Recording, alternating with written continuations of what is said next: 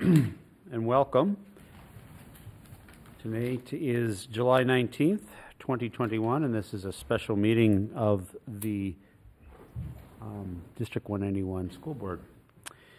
Welcome to everybody in attendance this evening. Came out we have a short meeting, but thank you for taking time out of the evening, and welcome to those that are watching at home. Director Alt, would you lead us in the Pledge of Allegiance, please? I pledge allegiance to the flag of the United States of America and to the republic for which it stands, one nation, under God, indivisible, with liberty and justice for all. Excellent, thank you. First item on our agenda is approval of tonight's agenda. If I would have a motion for that, please. So moved. Moved. Director Hume. Second. Seconded by Director Alt. All those in favor? Aye. Aye. Aye. Motion passes. Used to a roll call. Sorry. What's that? I said anyone opposed. Okay. Anyone opposed? Hearing none, the motion passes unanimously. Very good. Onto the business meeting of our section of our meeting tonight. We do need to approve minutes from our previous regular scheduled meeting on June 17th. Minutes are found in the board book agenda for tonight. I'll take a motion for approval of the minutes. So moved. Moved by Director and seconded? Second. Seconded. Okay. Any comments on approval of the minutes? Hearing none. All those in favor? Aye. Aye. Opposed? And the motion passes. All right. Then the first item tonight is to approve the proposed revisions in the 2021-2023 collective bargaining agreement with the Burnsville Education Association. I will welcome to the microphone Stacy Sovine, Executive Director of Human Resources. Good evening, Chair Miller, Dr. Battle, members of the board. I'm bringing to you tonight two collective bargaining agreements. The first one is with the teachers, or the Burnsville Education Association. Just a recap, we started negotiations with BEA on May 18th of 2021, and we finished up with a tentative agreement on June 21st. We had 3 meetings. We found them to be very productive and moving forward. And we only had 23 language items, so we were able to barrel through fairly quickly. Within that, some of the language items that we were looking at was aligning different components to the seniority list for benefit and salary increases. What that looks like is there's a career increment after 15 years and 20 years to where they get kind of a bump in their salary. A 403B match increases at the 15-year mark, and also personal day accrual bumps at the 15-year. We're tying it to the seniority list because some of the language that was currently in the contract was a little vague. So folks were leaving the district, returning to the district, and still wanted credit for their service within the district as if it was continuous. And it was like, we just wanted to kind of clear that up and make sure that it was aligned for both employees and the employer. Also sunsetted some different language with the vendor, outdated language, and then also put in some current practices into the contract. One was the involuntary transfer. So in the spring when we do the staffing process, if this year they had 20 FTEs, but next year or the upcoming year they would only have 19 FTEs because of class size, they don't have as many students. Well, somebody's going to get bumped to another building, okay? But all of a sudden we have this large amount of kindergartners coming back, so I need to move an FTE back. What this language does is it allows that teacher possibly to come back to the building before the school year would start. So over 2 years, the projected cost will be about $6.1 million, an MSBA increase of 6.5%. Just to make sure, this does include steps, lanes, which is if a person goes back for their master's or their specialist degree, there are educational lanes in which they can move across the salary schedule. the insurance premiums, and the improvement to the 403B match of $500. So, and we are looking at a salary and benefit package increase for most teachers of close to $4,800 each year with this settlement. So with that, it is my recommendation that the Board of Education approve the proposed revisions and re-adopt the unchanged language in the 2021-2023 collective bargaining agreement with the Burnsville Education Association and Independent School District 191. Thank you. I will take a motion for the recommendation in front of us. So moved. Moved by Director Werb, I'll second. seconded by Director Hume. I will open it up for discussion and comments. Director Alt. Thank you, Chair Miller. I just wanted, as Chair of the negotiations team, I wanted to just take this opportunity to thank fellow board members who are on the negotiations team, as well as the union's negotiations team. They were productive conversations. We were able to move forward, and I'm particularly pleased that we were able to find partnership language around retaining staff of color and finding the strategies to implement retention within the means that are at our disposal, of course. So I really appreciated that and wanted to thank everyone. Other comments? What would be the starting salary for teachers, new teachers, for the year? That wasn't a question I anticipated. It'll be around $43,000 with a Step 1 BA right out of college. Do you know if it would be more for someone with a master's? Oh, absolutely. Yep. So the salary schedule is, we have 20 steps. 2 of those steps are career increments at Step 15 and Step 20, okay? Then it goes from left to right with BA, BA 20, BA 40, MA, MA 20, 40, and then a specialist or an MA 60. So at each one of those increments is also an increase. Thank you. Any other questions or comments? Well, I'll just take a moment. Myself, as you mentioned, Stacy, we do have 2 contracts this evening, but I'm going to preemptively just comment in general at the one point here. I want to thank the negotiations committee. I want to thank you and Dr. Battle and your staff for the hard work put into this. Especially want to thank the BEA for coming to the table and coming to an agreement that sounds like it's a good match for everybody involved.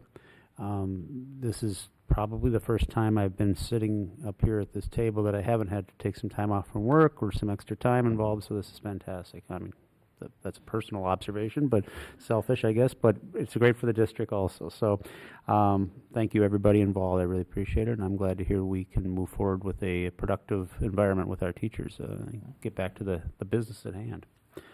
Okay, then at this point we'll take a vote on the proposal in front of us, the motion in front of us. So all those in favor? Aye. Any not in favor? Hearing none, the motion passes unanimously. Then now we'll move to approve the collective bargaining agreement with the Association of Clerical Employees. Again, Stacy Sobine, Executive Director of Human Resources. Okay. We had kind of a good streak going on the week of the 3rd week in June. On June 22nd, we had reached a tentative agreement with our clerical unit. We met twice. We had 16 language items to review, plus the economics.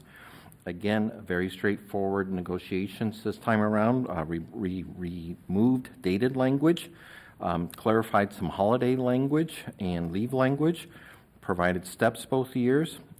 As far as the economic piece, we added a couple $100 to the 403B match to bring it up to $1,500. And we have an estimated cost over 2 years of $172,000. The MSBA 2-year package increase is 3.93%. One of the things that I will point out, it may feel like why is one group at 4% and the other one was higher. One of the things is all of the other bargaining units have 2 to 3 steps. Okay, So the movement between the steps is very limited, especially if somebody's already been here for 3 years. And it's within those step increments is where you see the big increase to the budget. If everybody's at the top step, the value that we put, that's it. There's no other increase. With teachers having close to 20 steps, you have a lot of folks somewhere within the middle of that who are progressing through. That's what drives up the cost. With that, the recommendation is that the Board of Education approve the proposed revisions and re-adopt the unchanged language in the 2021-2023 Master Agreement with the Association of Clerical Employees. Thank you. I will take a motion for the recommendation in front of us. I move. Moved by Director Chester. Second? Seconded by Director Said. I will open up for any comments, discussion, questions.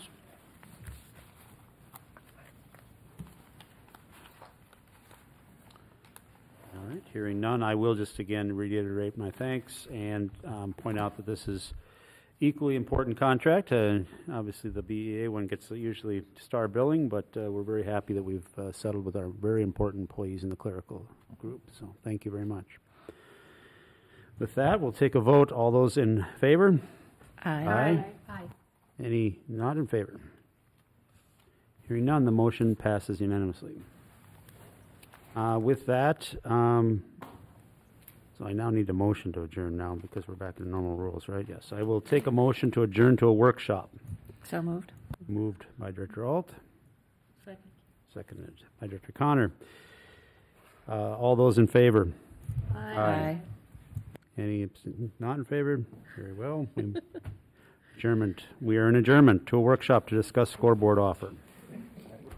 And we will just go straight into that. I kind of like the roll call. Yeah, I'm gonna have to go back and remember how to do all this. Forgot about that part. Okay, so I'm gonna lead us into the conversation this evening. Appreciate everybody taking a few extra minutes to discuss this. The objective tonight is to review what's in front of us and then answer questions as we can, or find that we might have some additional questions that need to be answered. And then we will have official action through a recommendation and motion at our next regular scheduled meeting, which I believe is on the 16th of August. 12th. I'm looking at the policy review meeting. 12th of August, sorry. Okay, so the what's going on, as most of you know, but just for records purposes here, there is an electronic scoreboard at the Burnsville High School that is a pretty large piece of equipment, and that was brought into the district and installed for the district on behalf of a nonprofit organization called Black and Gold. There's a Burnsville Black. BHS Black and Gold Alumni Foundation. That's the technical name. And so that was installed in 2015, and so far there's been no cost to the district for that, and we're appreciative of that. And at this time, the foundation wishes to be done with the scoreboard and transfer ownership to the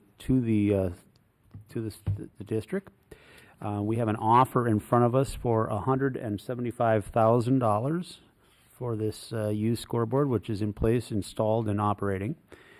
And with that, there will also be some transference of relationships and contracts on advertising, which some of which contracts have expired, some of which are current, and representing a potential future or current and then future revenue stream on the scoreboard also. So the chief questions that we had to go through for negotiation purposes, meeting with the current owner, Mr. Pomage, and his bank, was just to ensure that the scoreboard can be legally transferred to our ownership. We have feel like we have met that understanding. The technicalities being of which there would be including a UCC lien release letter. But we've been assured by the bank that there's no outstanding encumbrances on the scoreboard and that it would become ours clear and outright. We have not officially, we do now, just this afternoon, officially received the proposal for sale, we will need to, by state law, go and get a couple of quotes on boards because the threshold in which this falls price range-wise. We will need to do that before we put forward official proposal. I don't think we're out of step for discussing this offer tonight without having those in front of us. If you'd like, want to comment on that? I have spoken with our auditing firm, and they agree that this is a type of situation in which there really isn't a comparable quote out there and available to us. And so given that, they don't believe that that is a necessary requirement, but we would need to write the documentation up. That we would not need to even get a quote at all. Well, we have a quote Yes, I of what it understand. is for us to purchase it new. Yep. And we could, it's not exact quote because that would be brand new versus the 6-year-old scoreboard that exists in the ground. Yep. And we also have quotes as to what it would take to actually install the I-beams that are intended to be removed. I think that since we have those in hand, we should include those in the board book information ultimately before the actual proposal is put forward, just for posterity consideration. Statute allows when you have a unique circumstance, and we've used this in other times when, for example, energy system that we may have, and the only part that you can get is from the same very company and no one else generates that same part.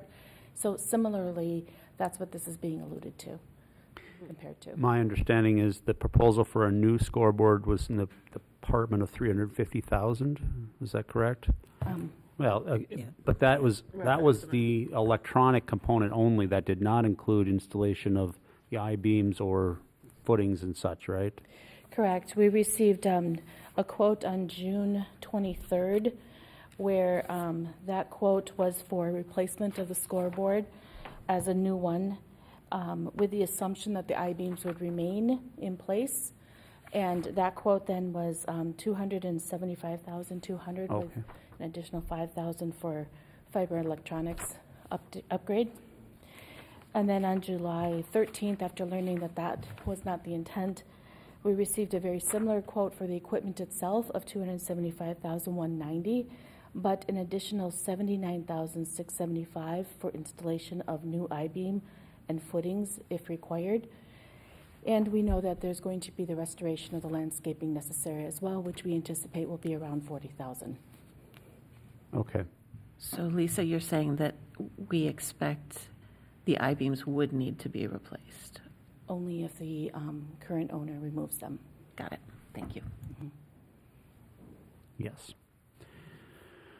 So we're looking at what, a little over about 450? Is that what we're at? We're roughly? around 400,000 with all of those items entailed for us to do something on our own new, and with similar specs. Okay. There is no outstanding warranty. I'm just trying to anticipate any potential questions on, that was a 5-year warranty and it is expired. It is now, what, a 6-year-old scoreboard, assuming it was brand new at the time, but the life cycle roughly is about 10 years or something in that neighborhood, correct? We're told 10 to 12 as we research, looking for other scoreboards that may be up and being sold out there in the nation, which we did our own little search. We were seeing that the lives of the scoreboards were being indicated to be around 10 to 15 years. So. Okay. All right. Well, I will open it up for any questions, or I've attempted to answer what I anticipate most questions would be, but I thought I heard you mention about upgrade for fiber optics. Is that what you're talking about, the old one or the current one? The current scoreboard is connected to a sound system for the whole Pate Stadium, as well as the fiber optics necessary to bring the images from, its origin in the press box over to the scoreboard itself. So there's all the fiber optic and electricity that's necessary to keep, either intact or, and in some cases, the scoreboard will just have an upgrade to it after so many years. Okay. So, did we look at purchasing used scoreboards? Well, the challenge with the used scoreboards are that we didn't find any that were similar in nature, because most entities that have them, they don't necessarily take them down mid-life cycle and change them out necessarily or move them off their premise simply because of the risk that there is to damage of equipment, or how do you move that large of a piece of equipment and such. It can be done. So I would imagine that since it's such a special item, is there like not very many places that manufacture scoreboards in the United States? I mean,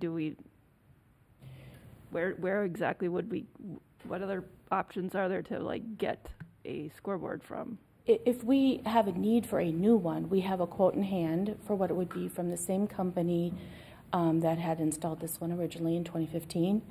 And so we know what that would cost us to bring that in and put that up. Like I said, the first quote we got in June was one without needing to replace the I-beams because they would be standing. We learned we needed to investigate what that would be if they were actually taken out of the ground. They're 7 feet embedded in cement. Are they the only company that installs scoreboards around here? No, Daktronic is the name on the scoreboard. That's the company that actually does the manufacturing of it. Okay. And it's vendored through AIM Electronic. And that's what we have a quote on. There are others you could find of similar in nature, but none that are 6 years old and standing in the ground. You know what I'm saying? So that we could understand what they're selling theirs for to compare to the sale price we have before us. That's the comparison we were trying to make when we weren't finding anything that was of equal stats. I think it's important to note too that I don't know if they even gave us a timeline on a new one, but 16 weeks. What's that? 16 weeks. And that's I would bet they're not willing to put that in. If they put it in writing, it'll be loosely written down. It just says at least. Yeah, because we're not buying it off the shelf somewhere, and everything's backed up in supply. But regardless, we'd probably be looking at a very tight high possibility of not being able to have a scoreboard in place for fall sports this year. The first football game is 6 weeks away. Yeah. There you go. What do we spend on, or what do we anticipate spending on, I guess, routine maintenance on the scoreboard? Is there, and how has that been? He said it was, the warranty had just ended, so was that something that we didn't have any cost for the last 5 years? We have not had those costs up until this spring. We didn't incur any costs, and in fact, this spring we didn't incur the cost, but we needed to engage the owner to ensure that they did the repair on the scoreboard, and that was, I think, minimal in nature. It was a little bit of a repair, about, I don't know exactly how much, but it seemed minor compared to the length of the scoreboard, and I was told that it was essentially, once they walked away having it work properly, they couldn't find anything else that they would recommend we repair on it. Does that make sense? Mm-hmm. It still has a lifespan of 4 more years. At least. We believe it could be longer. At least, yeah. 4 to 9. I believe the repair involved like a rodent-chewed cable or something simplistic like that. It really wasn't complicated. What's been the revenue from the sponsorships that come in terms of advertising on the scoreboard, and could it offset to equate to the $175,000 we would be spending, or could we earn more? Like for the current sponsors, some have their sponsorship has ended. Have we engaged? I mean, obviously we can't because we haven't agreed to purchase this, but do we know in terms of relationships whether we could re-engage them to renew their sponsorships, and then what would be the plan to try to solicit additional ones? So we have not engaged anyone in that process. We do know that the agreements that we have seen were originally created about 5 years ago. They pretty much, most of them ran 5 years, beginning in September of 2015 through September of 2016, and extended 5 years out. The challenge is the pandemic impacted the ability for us to hold activities in that Pate Stadium, and therefore the advertising that they would be paying for wasn't really able to be delivered either. So we haven't had direct conversations with those vendors at this time to engage and determine where they're at with their thinking and what they're believing. We will understand that there are some final payments that were not paid by them because they weren't able to deliver on the advertising piece. So that's a dialogue. The seller has, in writing, stated that any payments that are collected would be turned over to us. The general stream of income has been somewhere in the neighborhood of $40,000, I believe, preceding that. Again, that was in a contract drawn in 2015. And these are upstanding, larger members of our community, Fairview Hospital, UTC, / Rosemont Aerospace, other. So I think there's a fair chance that we can engage in conversation. Now, that's going to be on Dr. Battle and her staff to determine if that's somebody's ownership here in our organization, or if we outsource that, because there are opportunities for that too. The folks that will take care of that for you as a third-party service. So. But as of right now, those organizations, we're not quite sure if they will sign on to this. Correct. Some of the contracts have expired. have no There's a idea. few that are still outstanding. We need to verify that they want to move forward with them, but that is correct, yes. Contracts are with the Black and Gold Foundation, not us. Yep. And there are some open spots still. It's not like they had a full board of advertising. So Right. there is opportunity there beyond the contracts that I we was have. wondering how you would build a new sponsorship package in order to advertise or create advertising, and whether or not you would grandfather these ones in to entice them to renew versus coming in fresh. How would you do that? And Yeah. how would you go about it? Mm-hmm. Additional questions?